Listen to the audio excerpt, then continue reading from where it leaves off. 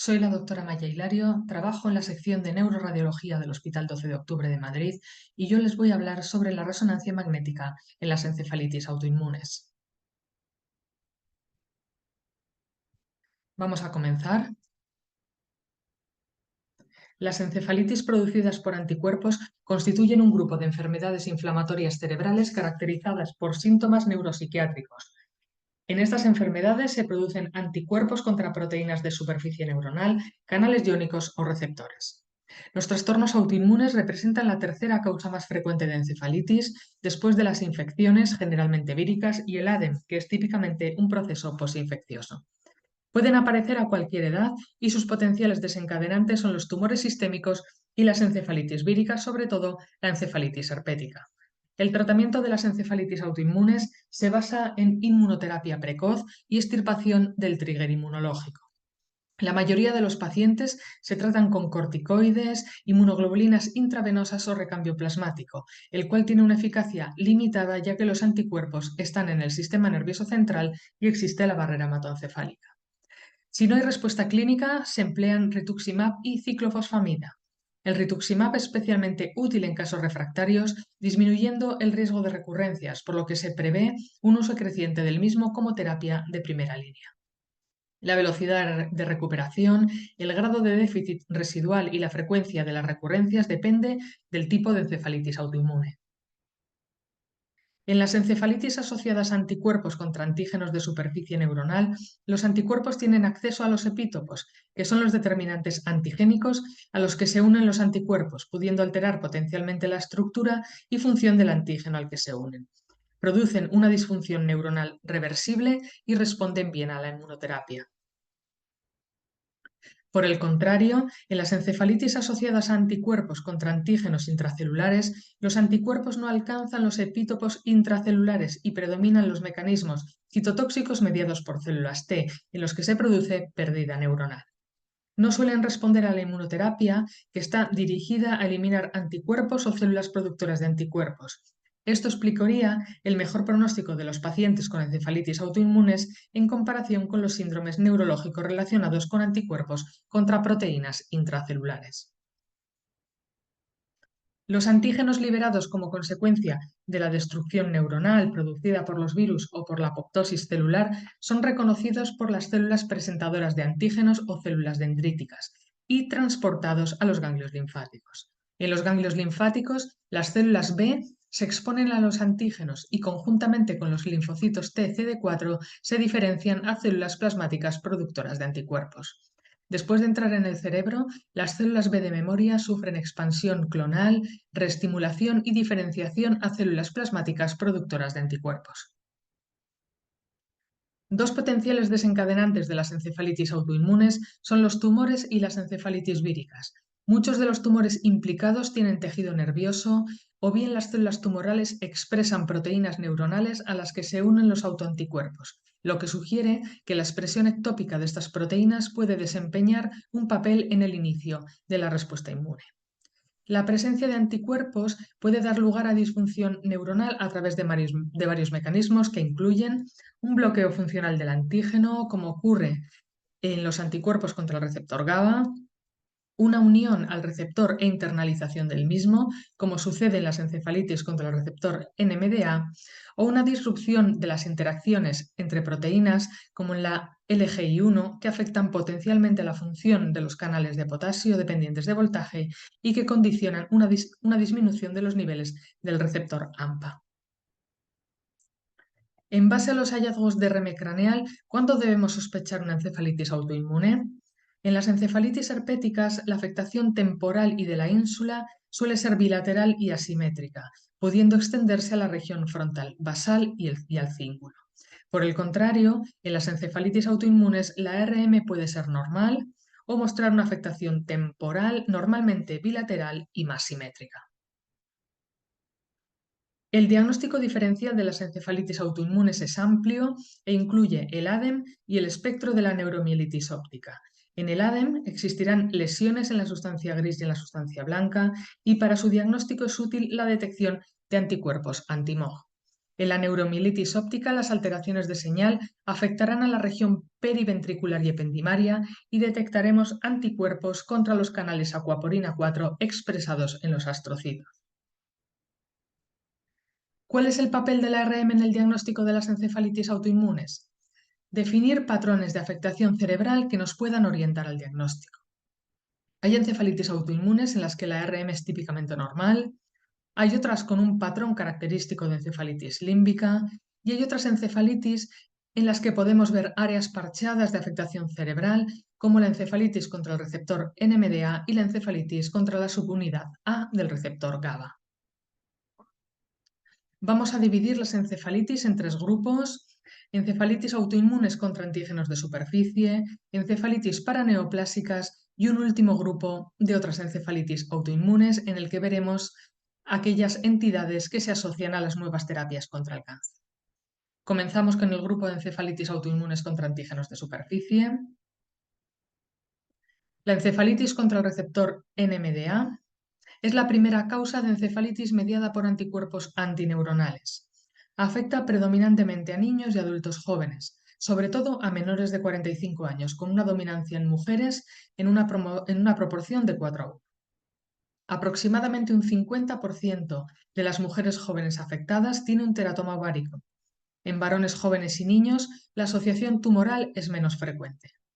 Muchos pacientes comienzan con un cuadro prodrómico pseudoviral con cefalea o fiebre, que evoluciona los días sucesivos hacia un síndrome multifásico y progresivo. Días después de los pródromos, la mayoría desarrollan síntomas psiquiátricos y una disminución progresiva del lenguaje verbal hasta el mutismo. Las alteraciones psiquiátricas se asocian posteriormente con discinesias, típicamente orofaciales, de tronco y de extremidades, así como con alteraciones autonómicas. La recuperación clínica, que es completa en el 80% de los pacientes, se produce en orden inverso a la presentación de los síntomas. Se producen anticuerpos contra la subunidad GLU-N1 del receptor NMDA. Estos anticuerpos producen una internalización del receptor y una disfunción neuronal reversible. Solo el 35% de los pacientes tiene alteraciones en RM. Estas alteraciones aparecen como áreas de engrosamiento e hiperintensidad de señal que afecta regiones corticales y subcorticales de los hemisferios cerebrales y del cerebelo. En algunos casos puede existir captación de contraste leve y transitoria. En niños con síntomas sugestivos de encefalitis por NMDA, pero con afectación de ganglios de la base y tronco cerebral, deberemos pensar en una encefalitis con anticuerpos contra el receptor de la dopamina. Estos pacientes tienen además una mayor intolerancia a los antipsicóticos. La administración de neurolépticos clásicos tiene mayor riesgo de producir un síndrome neuroléptico maligno. Aproximadamente un 25% de las encefalitis herpéticas desarrollan durante las semanas posteriores una encefalitis autoinmune, y en la mayoría de los casos se asocia a anticuerpos contra varias proteínas sinápticas, especialmente el receptor NMDA. Otros receptores sinápticos implicados son el receptor GABA-A y el receptor de la dopamina. Los síntomas de encefalitis autoinmune, que aparecen en forma de síntomas neurológicos recurrentes, suelen ocurrir entre 2 y 6 semanas después del debut de la encefalitis herpética, generalmente en los 2 primeros meses.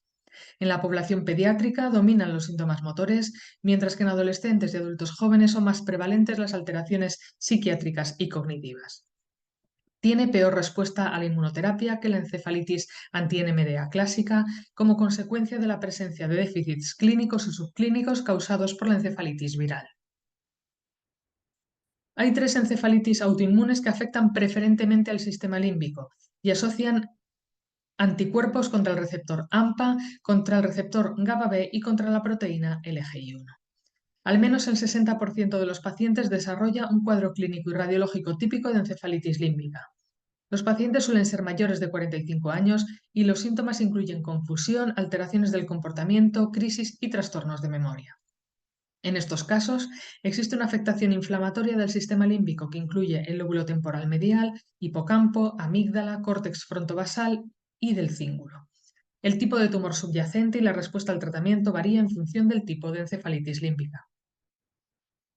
La proteína LGI1 es la causa más frecuente de encefalitis límbica y es la segunda encefalitis autoinmune en frecuencia después de la encefalitis contra el receptor NMDA. Es una proteína de superficie neuronal que se expresa en el hipocampo y en el córtex temporal.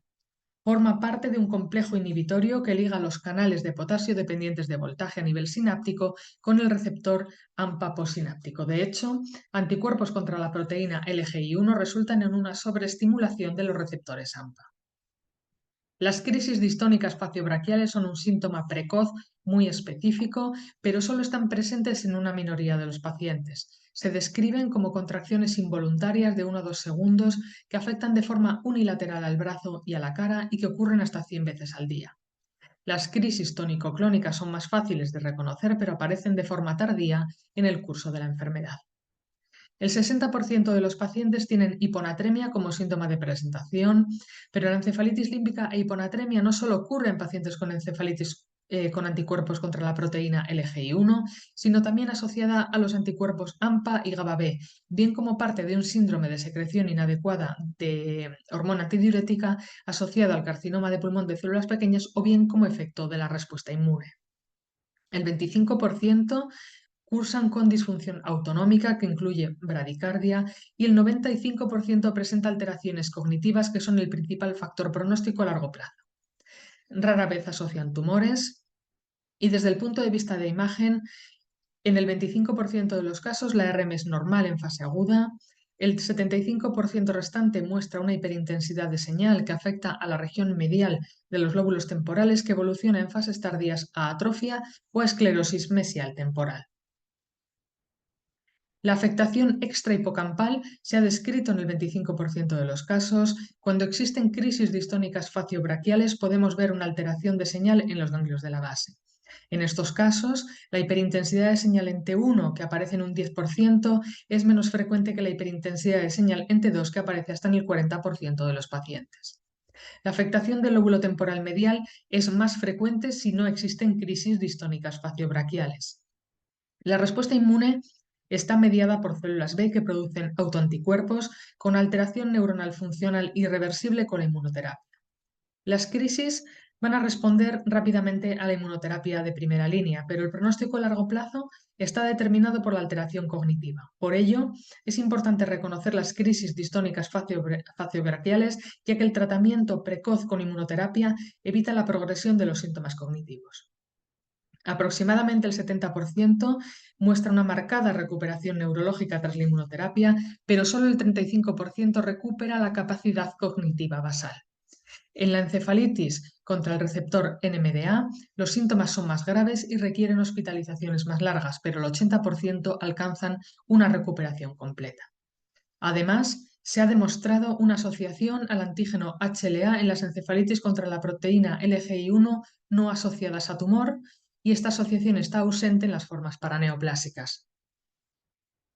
La proteína CARSP2 es una proteína de membrana que se expresa en el sistema nervioso central y periférico, existiendo un espectro bien definido de síntomas que afectan a múltiples áreas del sistema nervioso. Afecta preferentemente a varones mayores, el desarrollo de síntomas y curso de la enfermedad es más lento que en otras enfermedades autoinmunes y aproximadamente un 25% de los casos recurren.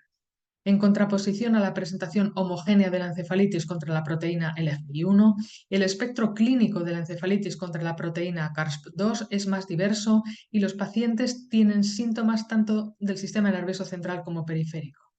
Los fenotipos clínicos incluyen neuromiotonía, encefalitis límbica, ataxia cerebelosa o síndrome de Morvan. Aproximadamente un 30% de los pacientes tiene una progresión lenta durante más de un año que simula una demencia. La existencia de síntomas cerebelosos en un paciente con encefalitis límbica nos debe hacer sospechar anticuerpos contra la proteína CARSP2, mientras que la existencia de neuromiotonía hace sospechar un timoma. En fase aguda, la RM es normal hasta en el 70 u 80% de los casos. Cuando existe afectación en RM, esta aparece en forma de hiperintensidad de señal en la región medial de los lóbulos temporales, que en fases tardías evoluciona a atrofia y a epilepsia del lóbulo temporal del adulto. La asociación con tumores es más frecuente que en la encefalitis contra la proteína LGI1 y se ha descrito hasta en un 20 o 30% de los casos. Los tumores más frecuentemente asociados son el timoma y el carcinoma de pulmón de células pequeñas. Esta asociación tumoral es aún más frecuente si existe un síndrome de Morvan. El receptor AMPA es un receptor ionotrópico de glutamato que media la mayoría de las transmisiones excitatorias del cerebro. Los anticuerpos contra el receptor AMPA producen la internalización y degradación del receptor, lo que produce una disminución del número de receptores en la superficie celular. La mayoría de los pacientes desarrollan un síndrome típico de encefalitis límbica. En raras ocasiones desarrollan una demencia rápidamente progresiva o una psicosis. El 70% tienen un tumor subyacente, lo más frecuente un carcinoma de pulmón de células pequeñas o un timoma. Asimismo, el 70% van a responder a la inmunoterapia o al tratamiento del tumor, la mayoría con respuesta neurológica parcial. Existe un mayor riesgo de recurrencia si no reciben tratamiento agresivo con rituximab o ciclofosfamida. Hasta en el 32% de los casos existen anticuerpos onconeuronales y de superficie, y es la autoinmunidad paraneoplásica adicional el principal factor relacionado con el mal pronóstico. La presencia de anticuerpos onconeuronales o biomarcadores tumorales relacionados con autoinmunidad paraneoplásica se asocia con síntomas paraneoplásicos adicionales y un peor pronóstico. De hecho, la supervivencia de los pacientes con tumor pero sin autoinmunidad paraneoplásica es similar a la de los pacientes sin tumor subyacente. El receptor GABA-B está implicado en la transmisión inhibitoria del sistema nervioso central. Es un heterodímero compuesto por dos subunidades. Los anticuerpos contra el receptor GABA-B se unen al dominio extracelular de la subunidad GABA-B1 y bloquean directamente la función del receptor. La mayoría de los pacientes desarrollan una encefalitis límbica, en su mayor parte asociada a crisis. El 50% tienen un tumor subyacente, lo más frecuente un carcinoma de pulmón de células pequeñas. En la mayoría de los casos existe buena respuesta a la inmunoterapia y al tratamiento del tumor, en ocasiones con recuperación neurológica completa.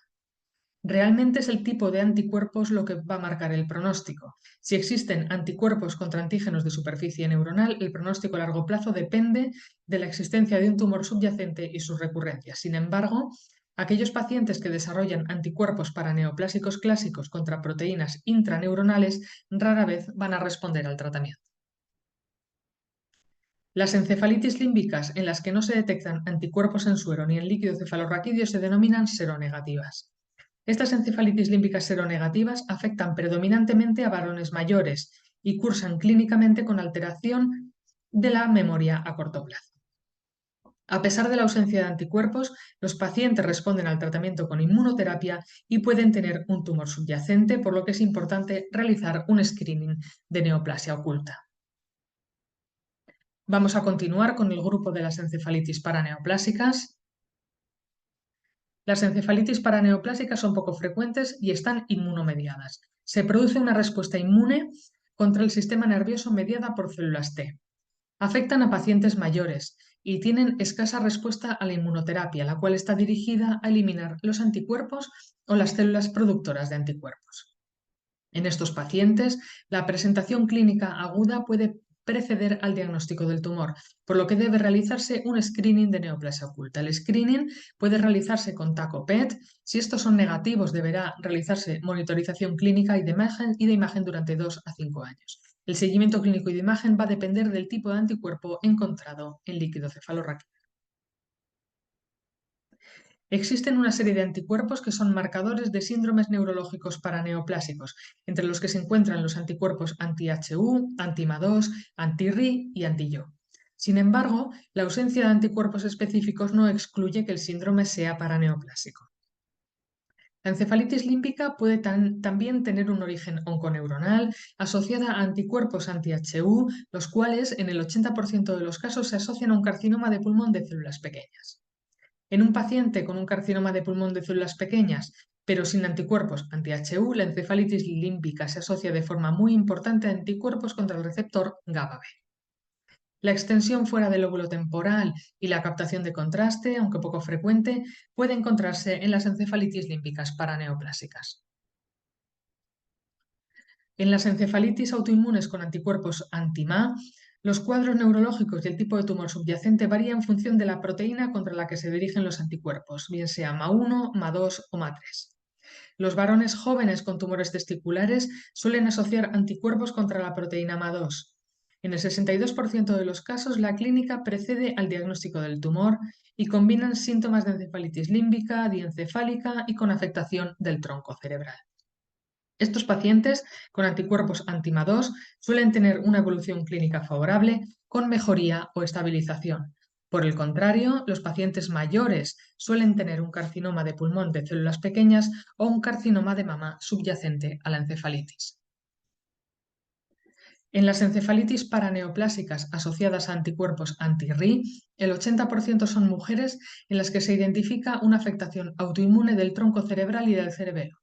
La RM en la mayoría de los casos es normal, pero podemos identificar un patrón de rombencefalitis con alteración de señal en la región dorsal del tronco cerebral que evoluciona a atrofia del vermis en fase crónica.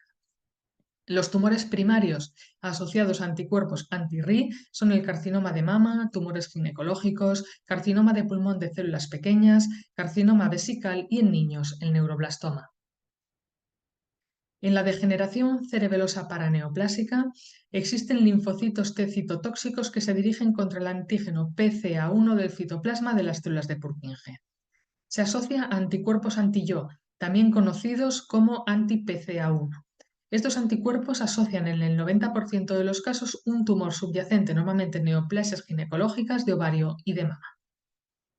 Los pacientes presentan una disfunción cerebelosa rápidamente progresiva. La RM craneal realizada en las fases iniciales puede ser normal o mostrar leve captación cortical o leptomeningia que evoluciona a atrofia en las fases tardías. Vamos a ver ahora el último grupo de las encefalitis inmunomediadas. Empezamos con la enfermedad anti-IGLON 5. La detección de anticuerpos contra la proteína IGLON 5 ha definido una nueva enfermedad en la que los mecanismos subyacentes se sitúan entre autoinmunidad y neurodegeneración. Es una nueva forma de taupatía asociada a anticuerpos anti-IGLON 5 con afectación neuronal. Es una parasomnia única, no REM y REM, con una apnea del sueño y estridor que se acompaña de disfunción vulvar.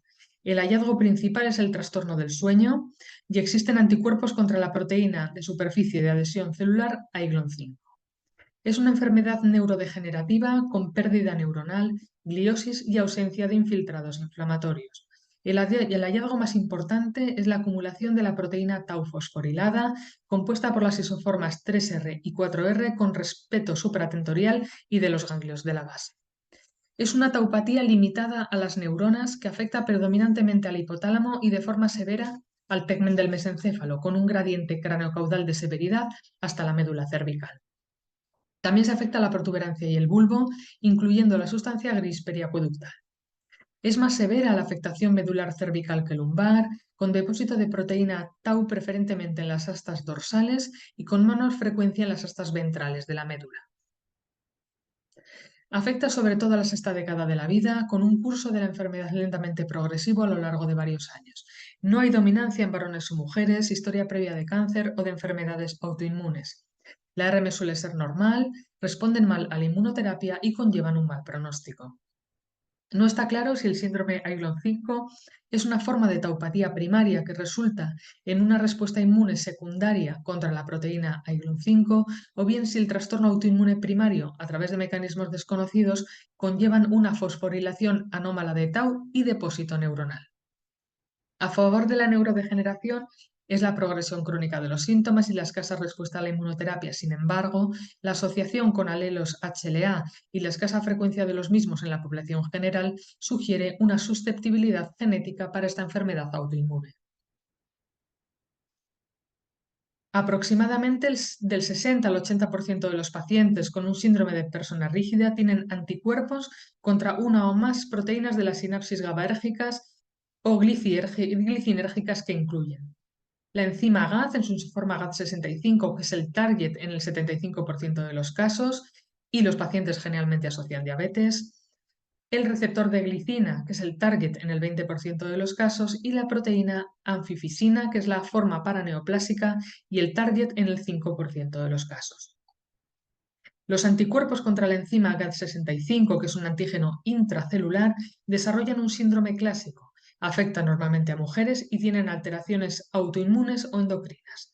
Aparecen en el 80% de los pacientes en fase inicial de una diabetes tipo 1. Se afectan más frecuentemente mujeres con edades comprendidas entre los 30 y los 60 años y se caracteriza por una rigidez muscular fluctuante con espasmos dolorosos que afectan predominantemente a la musculatura paraespinal, abdominal y de las extremidades inferiores. Esta clínica se debe a la contracción simultánea de músculos agonistas y antagonistas y conlleva una hipertrofia muscular con hiperlordosis lumbar.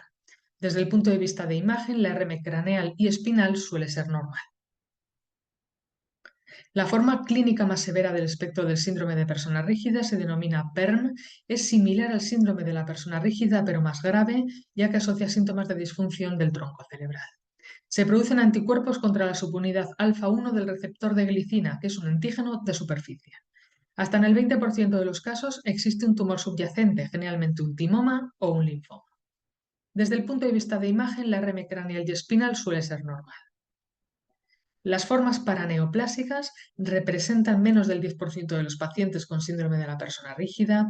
Los anticuerpos contra la proteína anfifisina son los más frecuentes y normalmente se asocian a mujeres con carcinoma de mama, en las que el síndrome neurológico suele preceder a la detección del cáncer. En las formas paraneoplásicas existe una distribución rostro-caudal de la rigidez muscular que afecta al cuello y a las extremidades superiores, a diferencia de la forma clásica, en la que los pacientes muestran rigidez limitada al esqueleto axial y a las extremidades inferiores. El mecanismo inmunológico subyacente, es decir, la presencia y tipo de autoanticuerpos, pero no el tipo de síndrome, es un factor pronóstico independiente. En el momento del diagnóstico, los pacientes con anticuerpos contra el receptor de glicina tienen síntomas neurológicos más severos que aquellos con anticuerpos anti-GAZ65, pero su pronóstico a largo plazo es mejor. Esto podría explicarse bien por un diagnóstico precoz y un tratamiento más agresivo, ya que los síntomas tienen una presentación más rápida y severa, con hallazgos inflamatorios en el líquido cefalorraquídeo, o bien porque entidades asociadas a anticuerpos contra antígenos de superficie neuronal, como el receptor de glicina, van a responder mejor a la inmunoterapia que aquellos que se asocian a antígenos paraneoplásicos o intracelulares como el GAT65, en los que la citotoxicidad está mediada por células T. Por último, el grupo de las encefalitis autoinmunes asociadas a las nuevas terapias contra el cáncer. Se han descrito encefalitis asociadas a las moléculas de control inmunológico, las cuales potencian la respuesta inmune mediada por células T que destruye el tumor. Son infrecuentes, a menudo severas y se asocian con mayor frecuencia al melanoma, carcinoma de pulmón y linfoma. Se produce una afectación rápidamente progresiva del sistema nervioso central, que son raras, del sistema nervioso periférico, siendo más frecuentes en forma de neuropatía, miastenia y miositis, y del sistema neuroendocrino en forma de hipofisitis. Se han descrito 3 patrones de afectación del sistema nervioso central, un patrón de encefalitis límbica, un patrón de meningoencefalitis en forma de meningitis aséptica y un tercer patrón de cerebelitis. La presentación de los síntomas suele ser precoz, a las pocas semanas de inicio del tratamiento con las moléculas de control inmunológico. La respuesta es además favorable a la interrupción de la inmunoterapia y a los esteroides. La afectación del sistema nervioso central es más severa, se asocia a carcinoma de pulmón de células pequeñas y suele detectarse la presencia de anticuerpos. La neuropatía periférica es más frecuente en el melanoma, es una forma menos severa y rara vez se detecta la presencia de anticuerpos. Muchísimas gracias.